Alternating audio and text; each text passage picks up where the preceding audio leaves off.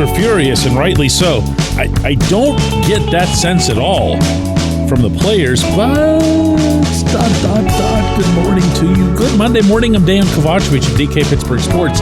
This is Daily Shot of Pirates. It comes your way bright and early every weekday. If you're into football and or hockey, I also offer daily shots of Steelers and Penguins in the same place that you found this. Having spent a good chunk of last week in Bradenton, Florida, among the many things I tried to gauge from countless conversations with players and others was their thoughts on the state of the team. And I know that sounds like the most boring possible thing you can bring up, but you'd be surprised at the variety of answers, the variety of very real sentiments that can come from that.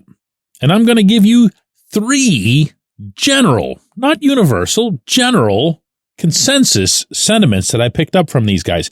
Number one, and I do mean number one, is that they're so confident, so supremely confident in this starting rotation that they feel the sky's the limit, that they feel they're going to be able to surprise probably pretty much everybody. A few of them spoke with me about the way they feel as a team when they walk into a visiting stadium and they look at their starters for that upcoming series and they see Skenes, Jones, and Keller.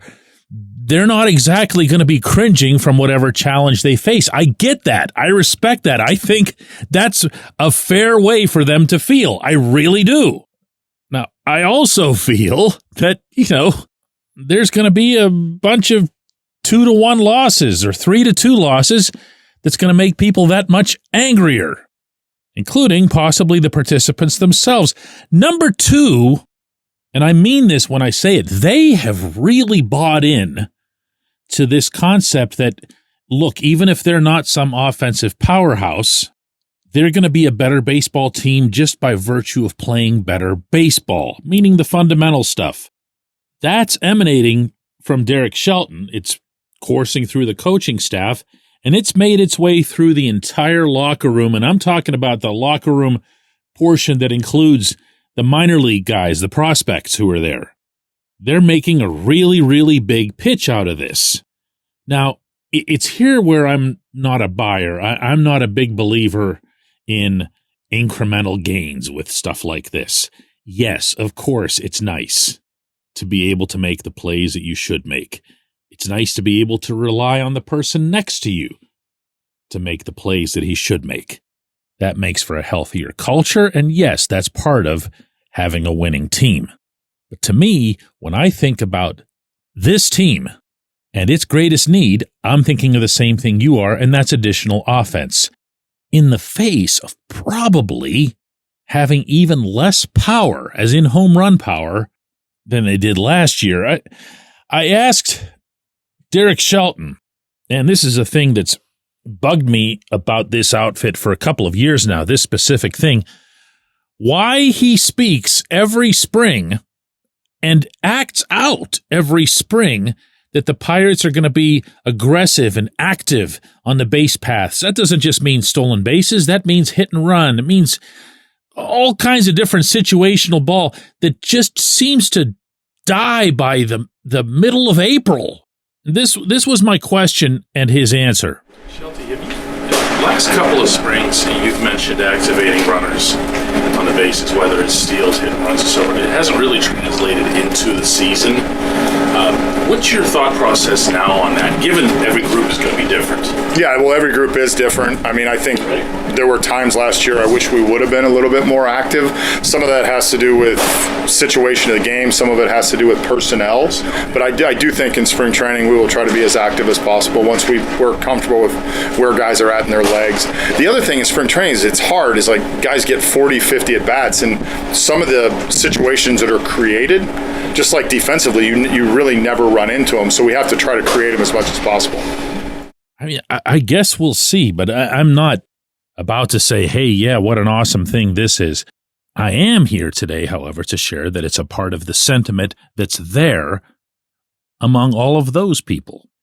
Number 3, this is just coming from a teeny tiny portion of those assembled there, so it shouldn't be construed as anything more, but also not anything less. There are people on this team who would like to see a little more added. There are people on this team who are not happy with what's been done to date.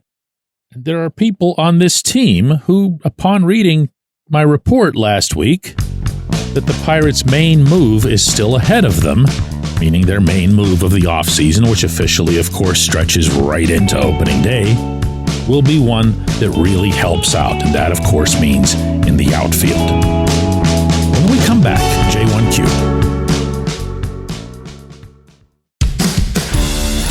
It's Gun Storage Check Week. Help prevent unwanted access to your firearms. No one wants their unsecured gun to be used in an accident, a suicide, or a crime. Use lockboxes, safes, and locks to secure your firearms. Learn more at gunstoragecheck.org. That's gunstoragecheck.org. Brought to you by NSSF, the Firearm Industry Trade Association.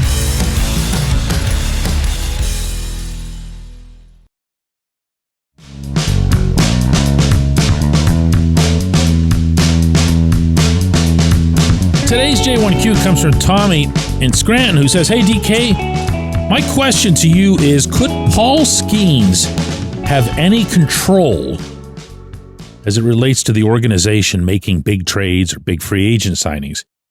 Surely he'd want this organization to build a competitive team around him. So couldn't Skenes just say, hey, I want a good team around me or I'm out?" Yeah, Tommy, he could. In the hypothetical sense, he is that extraordinary exception to, well, probably a lot of things in sports and in life. He could do that. And he could put not just, management, not just Ben Cherington. He could put Bob Nutting up against the wall, which I'm going to go out on a limb here and guess that that's why you're bringing this up. Everybody's looking for ways to take down the owner. And yeah, he has that kind of power. He has that. He could rile up the masses without riling up the masses. He could just say something innocuous like what you put forth there and take those protests that we saw over the winter and morph them into, 100 times what they were, 1,000 times what they were. Because now Pittsburgh baseball fans would finally have their white knight, the one who could speak on their behalf and have his voice amplified many times over throughout the baseball world. And a minute and 49 seconds into this segment, I just put out a minute and 40 whatever seconds it is now that just wasted that much time of your life. He is competitive. He is not like the management types over his head. You can feel that in being around him. I hope you've been able to see that with your own eyes when he pitches, especially if you've been in a ballpark when he's doing that. It's something special. His own history, meaning pre-professional baseball, whether it's LSU or anywhere, shows that he's not only been his team's best player, but he's sooner rather than later become its leader. There are signs that I picked up on while down there, really, really small things, but signs nonetheless that he's more and more comfortable in that environment. I'm not about to say becoming a leader or anything like that, but I'm going to say in that environment, you can see that he's not keeping to himself. He's now walking with the big shots and so forth, carrying himself almost like a veteran without at all being presuming in that capacity. That said, all of that said, there have been two proponents of this thing that I mentioned to you in the opening segment about just pushing to play better, stressing the fundamentals, stressing the little things, the details. And the two most vocal, most visible proponents of this to date have been Skenes and Andrew McCutchen. Kutch is due into the fold today, by the way, and whenever he does his welcome to spring training interviews, you can bet you're going to hear the same thing from him down there that you heard at Pirates Fest just a few weeks ago, because he's bought in. Skenes has bought in. And it's not an act. It's not they've been mind controlled or something like that.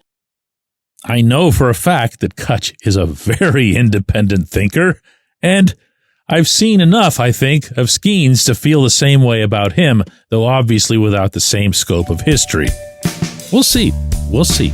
Right now, all I'm doing is observing what's there, who's there, what they're saying, how they're feeling, and we'll see.